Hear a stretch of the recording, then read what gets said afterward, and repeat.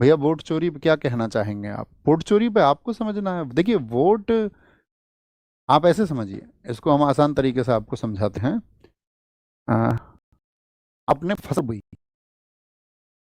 तो जब आप फसल बोते हैं तो आप चाहते हैं ना कि फसल अच्छी पैदा हो। अच्छी फसल पैदा हो इसके लिए आप वर्ष भर मेहनत करते हैं, आप चाहते हैं उसके कुछ नतीजे आए। अब उसके जो नतीजे आने हैं, अब आपका जो फल है वो, यानी कि जो आपने अनाज पैदा किया उसको कोई लेके भाग जाए, तो यानी कि देखिए लोकतंत्र की सबसे बड़ी शक्ति क्या है? लोकतंत्र की सबसे बड़ी शक्ति है वोट। और सबसे बड़ी शक्ति यदि वोट है और उस वोट को चोरी कर लिया जाए, तो यानी कि आपकी शक्ति आपसे छीन ली गई है।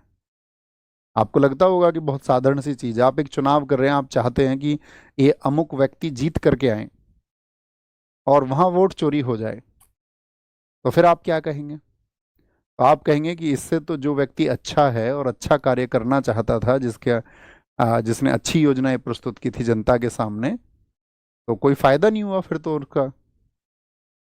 तो राहुल गांधी जी ने सवाल उठाए कि भाई आपका यहाँ पर जो है हम सवाल उठाते हैं आपसे कि आप यहाँ पर जो है एक पाक्षिक रूप से, जैसे कर्नाटक में सवाल उठाए गए, 1 लाख फर्जी वोटर्स, बहुत जगह सवाल उठाए।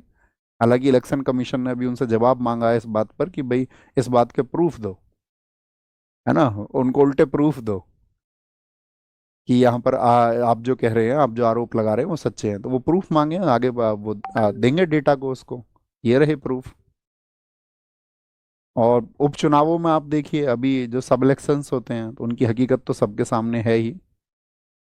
अब जानबूझ के कोई कुछ और चुनाव करे तो वो व्यक्तिगत चुनाव है ना। आगे चलें, इतना भरी है।